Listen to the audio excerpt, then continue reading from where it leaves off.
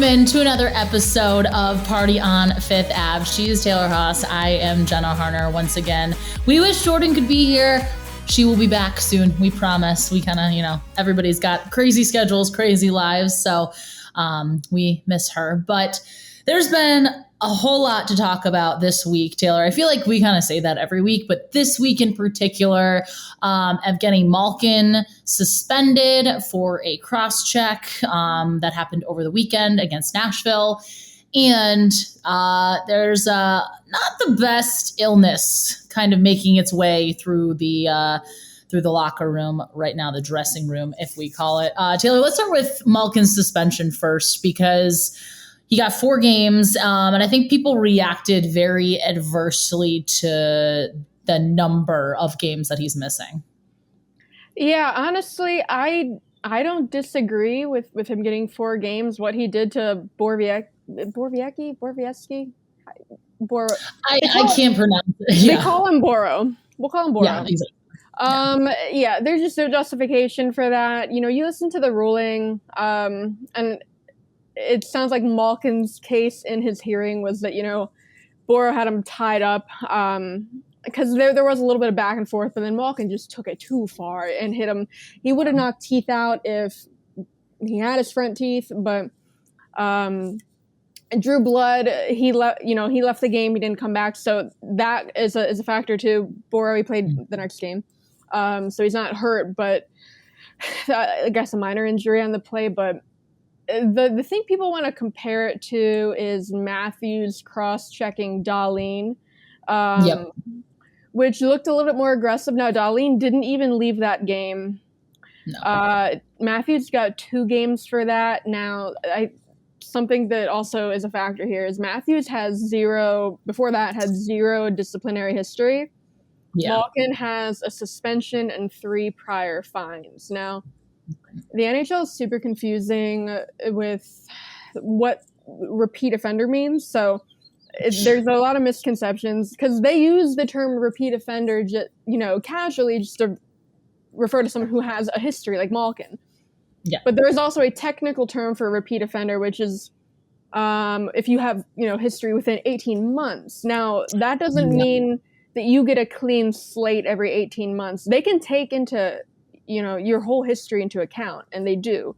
The only thing the 18-month window affects is how they calculate the money lost after you're already suspended. So Malkin's last suspension was in 2019, but that doesn't matter for the actual length of the suspension when they're determining it. So, and they did take into account that he has a history. It sounds like, Malkin's that suspension before, it was kind of another retaliatory thing. So I think what the NHL is looking at here is Malkin does kind of have a history of going off the rails and retaliating and taking maybe a step too far. So that played a role in him getting 4 games here. And of course he can appeal it. I don't see what the point is because I think 4 games is pretty reasonable. Yeah, no, I definitely do. And you're looking at, the retaliatory nature of it. And that's kind of where the NHL hones in on it. We know that that's consistent across the board. They kind of let things go a little bit. And then it's, the retaliatory penalty. I remember, what was that? The Carolina game where Letang and Trocheck were going at it at the end. And, again, that last little shove, that last push, punch, whatever it is, the last person to do it, that's usually who's going to get called. That's just the nature of how this goes, unfortunately or fortunately, depending on how you look at it. And, of course, Malkin's no Brad Marchand in terms of the lengthy history. But again, there's the history there where he has been suspended before compared to a guy like Austin Matthews. And again, is it just a tough situation to see, obviously, for Penguins fans, not wanting that, knowing that, there's only a few games left in the season at this point, which is crazy to think. And Evgeni Malkin will be missing, as we're taping this, he's missed 1 game so far. So he'll miss the home game against the Islanders and then the series against the Bruins. And it's kind of, go ahead. I was just saying, the 23rd in Detroit is when he can come back. Yeah. is when he can return. And I mean, just from a pure team chemistry standpoint too, this has to be a little bit frustrating in the sense that, Jason Zucker's back, but now it's like, all right, that second line has just been, this person's been so interchangeable this whole season. And down the stretch here, you're going to want some consistency among these guys going into the postseason. Yeah, I mean, we talked about that. Was that last week when we were talking about goals for, this last stretch of the season and what we want to see accomplished? And one of the big things is, settle on wingers for Malkin, because you can't be experimenting in the playoffs. And now Malkin's out, 4 games. That's, they don't have that many games left. So, we don't know what's going to happen. Raquel, Zucker seemed like they might be Malkin's wingers down the stretch, but now we were seeing Raquel with Crosby.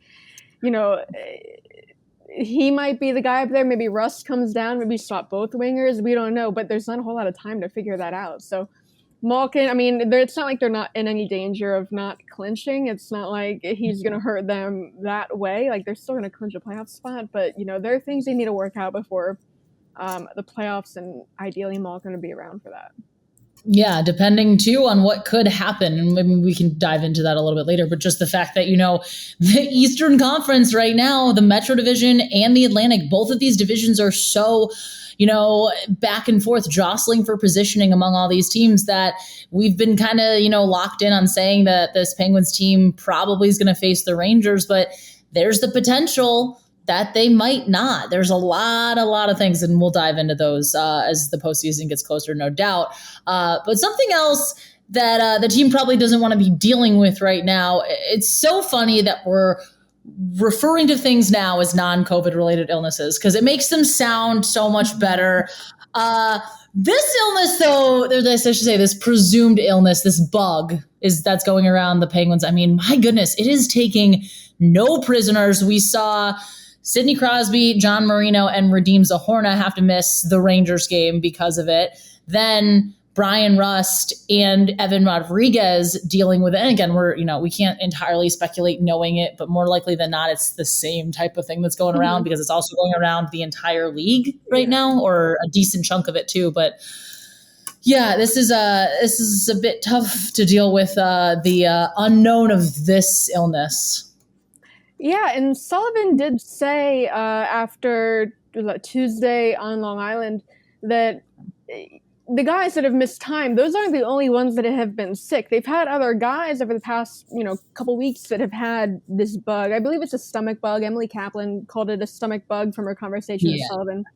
Sullivan doesn't tell us those kind of specifics. He just calls it a non-COVID illness, but sounds like it's a stomach bug. But yeah, Sullivan did say other guys have been dealing with this, and, they just try to play through it. So it kind of puts things into perspective. Like if a guy's having a bad game, maybe you looking at it, maybe looks like not the best game for him effort wise. You don't know what he's dealing with.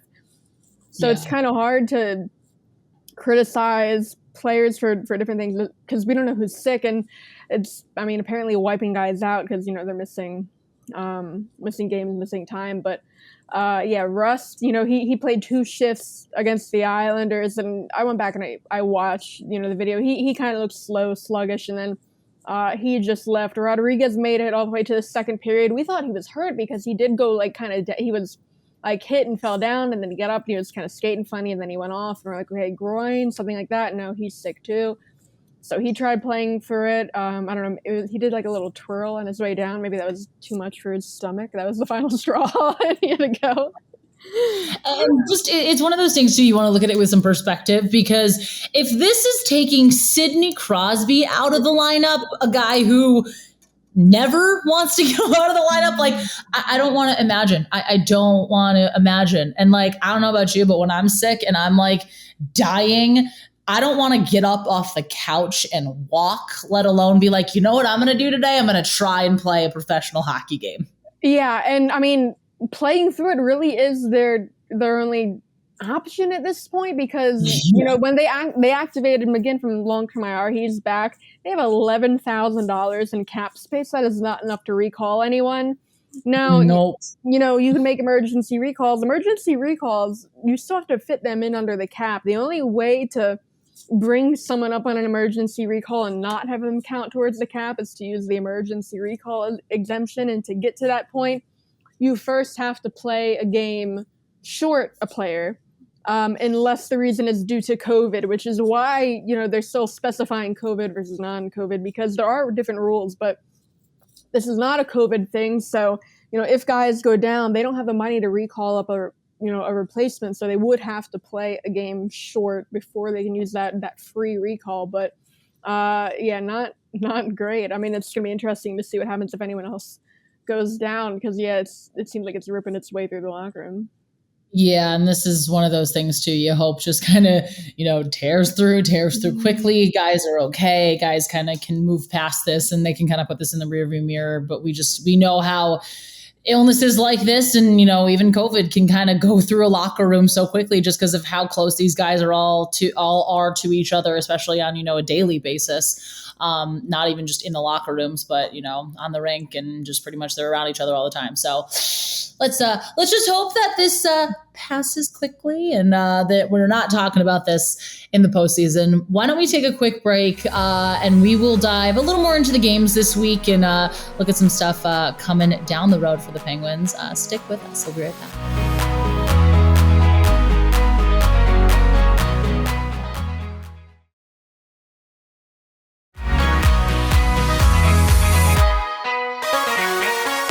Welcome back to Podcast on Fifth Ave. She is Taylor. I am Jenna. We are breaking down a little bit more of some of the more recent Penguins games because they finished March off on a high note. April has not been the best of months up to this point. We saw them, the 2 games against the Avalanche, then getting shut out from the Rangers. Then this past weekend falling to the Caps by 3, but then coming away with a 3-2 overtime win against the Predators, something that they definitely needed and definitely wanted to build on. We can start, Taylor, with that game a little bit, just in terms of, what you saw that you liked, because it seemed like their responsiveness was pretty solid in that game. Yeah, and I mean, we were just talking about it off air. They win 3-2 in overtime. All 3 of those goals are a result of Crosby and Raquel teaming up. Crosby scored 2 goals. Both, Raquel had the primary assist on. And then the other goal was Zucker from Crosby and Raquel. Nice to see Zucker get his first goal since coming back, his latest comeback. But just the chemistry between Raquel and Crosby. I mean, you watch they weren't on a line together. It was just kind of like overlapping from like line changes in regulation, and then they did just get caught out there in overtime together. But it's like Raquel just knows where he is on the ice. Crosby comes off the bench flies, and you don't see Raquel like looking around looking for him, but he just knows where he is on the ice, and they just showed great chemistry. And I asked Sullivan about it after that game. Because they played 2 minutes together and combined for 3 goals. And it's like, could we see this as a real combination moving forward? And he said that it's something the coaching staff has discussed. And, when they brought in Raquel, the thinking was Raquel would play with either Malkin or Crosby. It wasn't a given that he was, Malkin's the winger. Yeah. But, and Sullivan did say, it helps that Russ can play with Malkin too. So, they could just swap those guys, but just really encouraging to see that, really exciting, even though it was a short sample size in that game. And of course we did see them together against the Islanders too after Russ went down. But that's what stood out most to me, because we're talking about Malkin needs wingers. They need to figure out line combinations now before the playoffs, and Raquel Crosby, it seemed like there's something pretty special there. So that's what I thought. That's what stood out to me. Yeah, no. And I think it's been noticeable a little bit too, even since you could see it in the Minnesota game when they combined for that goal too, just the way that they react off each other. And that is something Penguins fans could look forward to, especially too, knowing that we don't know Brian Rust's future with this team. And there could be a chance that he's not here next year. So seeing them develop that chemistry is definitely really solid. These last 2 games as well, you and I were talking before we started recording this, but Casey DeSmith has started and completed 2 games for the first time this season, which is something obviously very crucial with the postseason being as close as it is. Yeah, this is the second time they turned to him 2 games in a row. The first one was beginning of January. He had one start against, this is when Jari was not totally healthy. He had one start against the Sharks. It was something like 23 saves on 27 shots, like not the greatest performance from him. And then they did turn to him the next game against St. Louis, and he got yanked in the second period. That was, beginning of January when Casey really was right at the end of, his really kind of bad stretch before he turned things around. But Casey, he did have, 2 pretty good performances against the Predators and Islanders, which is good because we've talked about this, a lot on here. Back when he was in that really rough stretch, it was like if something happens to Jari, this is over. Like that's the season. Because Smith really didn't have it in him, but it seems like he's gotten whatever it is out of his system. He's going through like 3 sets of pads. I don't know. Goalie goes through like this much equipment. Like he's like different colors, but then I don't know. I just saw like on the Penguins Instagram that like he had a new shipment come in, like stuff to go with this white set. So I don't know. Maybe that has something to do with it, but. Yeah, that good to see from him. Also, that Predators game, Mike Matheson getting in a fight. I know that, like, because it was Tanner Jeannot. He lit up Letang, and then Matheson comes and drops the gloves. Jeannot leads the league in fights. Matheson is not a fighter. Like I asked you. It seems like Matheson's just had more of an edge this season because he hasn't gotten in any other fights, but it's a lot of, between the whistles, scrums, he's getting into stuff, I don't know, like shoving matches, exchanging words, which is so weird to see because, like, Mike Matheson is the most mellow, polite guy on the team.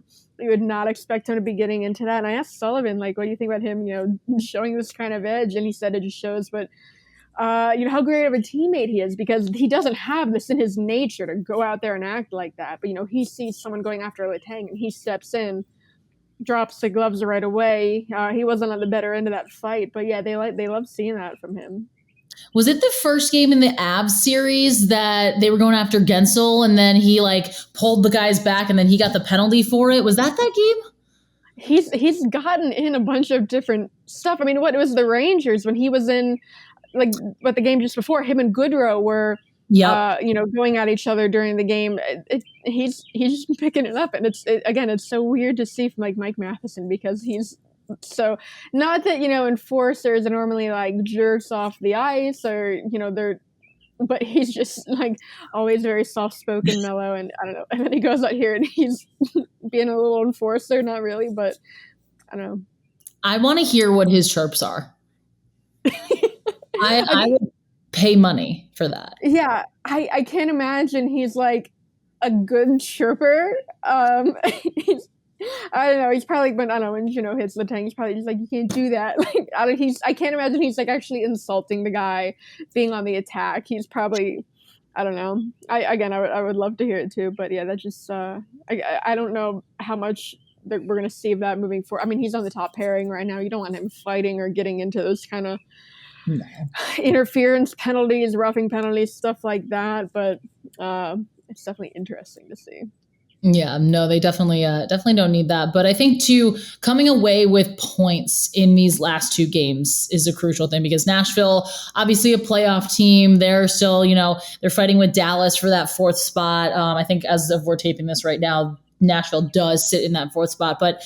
I mean, for as bad as the Islanders started the season, they're one of the hottest teams in the league right now. They've been putting points up and, we saw some unfortunate and frustrating turnovers from the Penguins that, you looked at face value and it's like if they made a couple smarter decisions with the puck, who knows, they may have won that game, but to still come away with a point in that series or in that game, I think, brings a lot coming back to home ice. And then also looking a little further ahead, knowing that they're going to face the Bruins in 2 games that are going to kind of be crucial to this whole Eastern Conference playoff picture here. Yeah, and again, they would have liked to come out with a win, on Long Island, but the way they were able to respond after a really rough first period was kind of the takeaway, talking to guys in the locker room. They weren't beaten down after that game. They were really happy with the way they came back because, they come out of the first period, they're down 3-1. two of those goals came off of turnovers. One, the shorthanded goal by Parisi started from a Raquel turnover. The other, the third goal, it was Josh Bailey. Teddy Bluger tape-to-tape pass to Josh Bailey, wide open in front of the net. If you watch like the replay, as soon as like that, it's like a no-look pass up the middle from Teddy Bluger, and as soon as it came off of his stick, you hear him say like F, like before it even got to Bailey. He knew what was coming. You know, it just seemed like every mistake they make immediately costly. But you know, they really did tighten things up in the second and third. They had to when they were down, 2-4. That's something Chad Ruedel said too. I said, you know, as a defenseman, when they're down 2-4, it's, you know, does that change anything for you? And he said, yeah, you know, when you're missing that many guys, they do try to play like a tighter game, cleaner game, make sure, you know, the forwards aren't hemmed in their own end for too long, wearing them out. So just the way they were able to respond and come back. They came back twice because the goal in the third that put the Islanders up 4-3, that's just an unlucky bounce.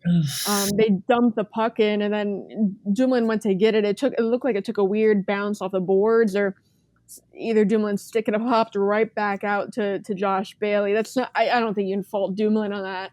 Just a fortunate bounce for the Islanders, and you know, Bailey immediately capitalizes. But Jeff Carter gets on the power play with Rodriguez and Rust out and Malkin out. And gets that redirect. So like 2 minutes after. So just the way they were able to respond to those kind of unfortunate turnovers, unfortunate bounds was encouraging. And they can't close out in the shootout. And the amount of people I saw outraged about that, because they sent out, you know, Gensel, Gralsby, Letang, who haven't had great shootout records this season. Raquel's 4-for-4 in Anaheim this season. Would it have made more sense to send out Raquel? Sure. Is it the end of the world? No. People are saying, like, ask Mike Sullivan about, like, they're tweeting at me, like, ask Mike Sullivan about why they're sending out Letang or when we're, and it's like, they might not have another shootout this season. No. They're not going to have one in the playoffs. Like, it's the least of my concerns right now. If they were practicing they practice shootouts a little bit in practice between drills. They might have like 3 guys go. Yeah. Between if they were doing anything more than that, then I would be concerned, because like, why are you doing this now? It's mid-April. Yeah. But what's the point of it now? But you're right. Yeah. You know, I think it's been it hasn't been a phenomenal record for this team with shootouts this season. We know it was like a bigger issue earlier in the year with Jari, and then everything kind of, you know, he put everything behind him. But like, they're so arbitrary. I don't know. To me, it's like, I mean, there's a reason why they don't have them in the postseason. Yeah, and they're 3-7 in shootouts. That's the 5th worst win percentage in the league in shootouts, and that 7 shootout losses is the most for the Penguins in franchise history. But again, most of those were early in the season when it was like Jari specifically was struggling with, you know, making the save. So I don't know. Maybe it would have made sense to put in new guys in the shootout. Maybe we would have seen Rust had he been healthy, because Rust does have a better record in shootouts this season. Again, it's not the end of the world. They're going to clinch anyway. Yeah. That 1 point isn't going to make or break anything. No. They could have clinched with a regulation win over the Islanders on Long Island. They didn't, get it, but getting that extra point, it cuts the magic number down from 4 to 3, which means now you're listening to this on Thursday. They host the Islanders. An overtime or regulation win will clinch. And even if they don't get that, like, they'd pretty much have to lose out, and the Islanders would pretty much have to win out in order to, like, be overtaken by the Islanders. Like, they're going to clinch a playoff spot. Yeah. The fact that Raquel didn't get a chance to go in the shootout is not, like, that big of a concern. No, it's not. And speaking of playoffs, we will talk about that a little bit more, as well as our classic, our favorite fun things that happened throughout the week. So we will be right back, but do not go anywhere.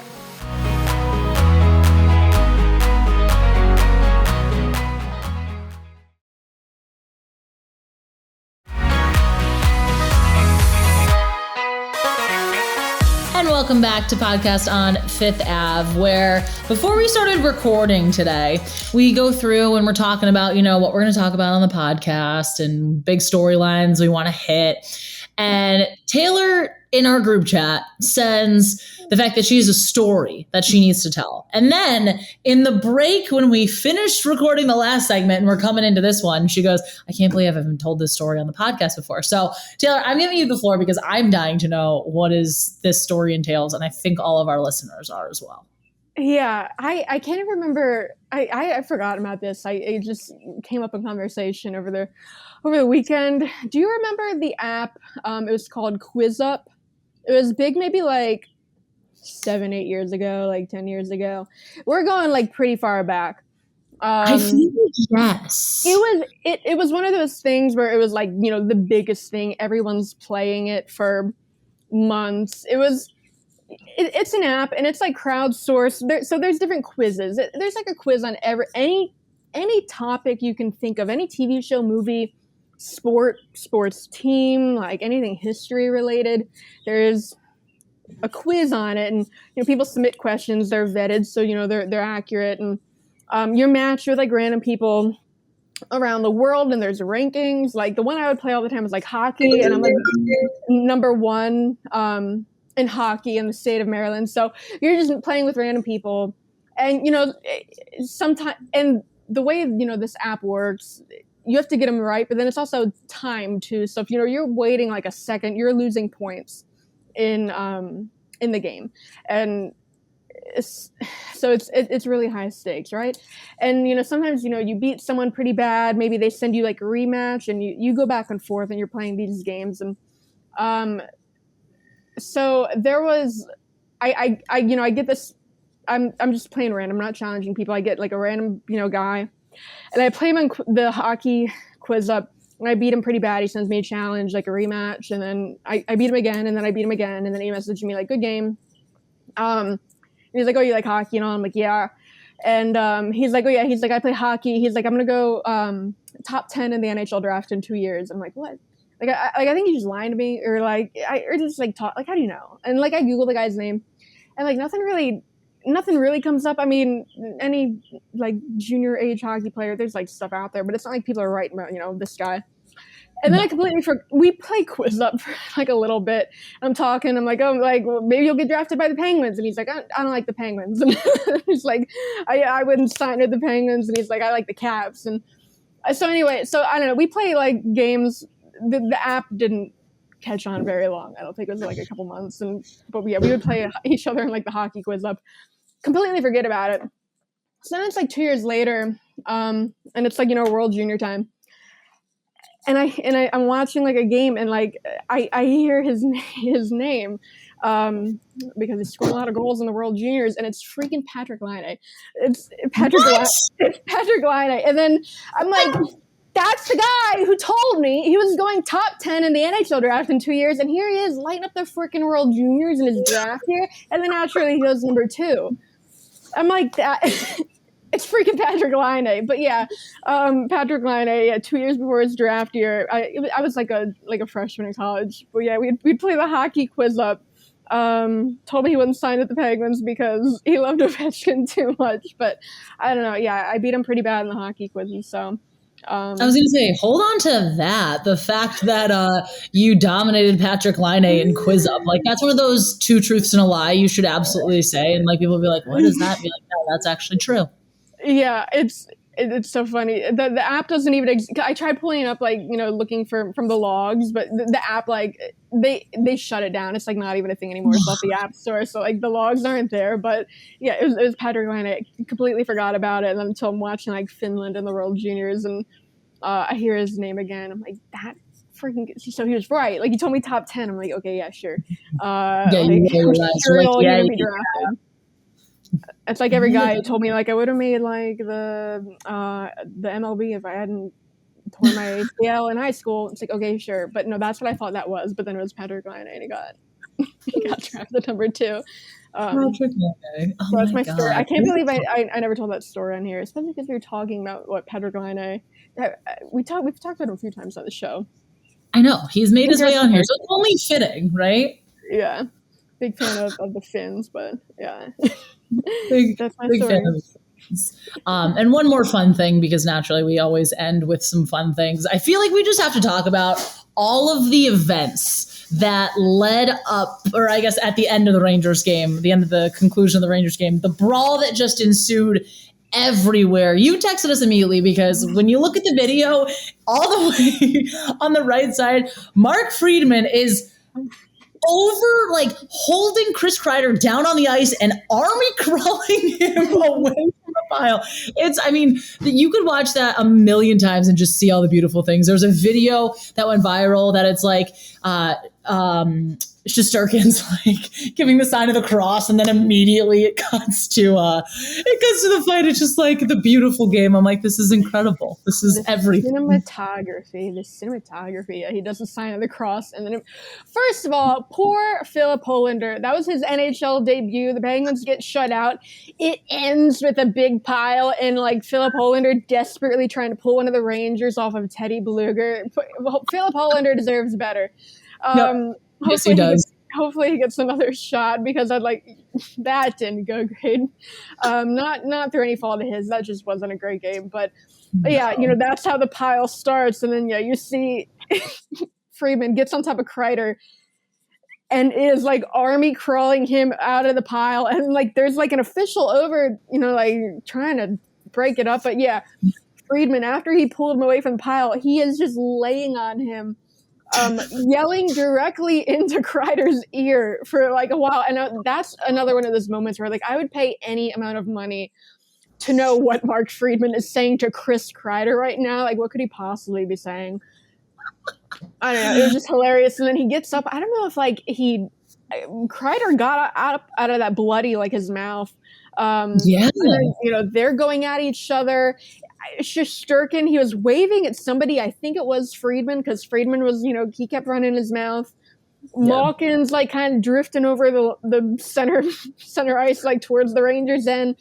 One of the funniest things was like Boyle's like trying to corral the guys, like just get him back to the locker room. He's the dad, and he's the dad. We've seen moments like that before, like earlier this season, Friedman had a game against the Flyers, and it was, during the stoppages, Friedman's going after guys, and, because it's the Flyers, and Boyle, there was like one TV timeout where Boyle like grabs Friedman and just like escorts him back to the bench. So I love seeing that from Boyle, but yeah, what a mess that game was. And then earlier, we mentioned a bit like Matheson and Goodrow going at each other at the bench.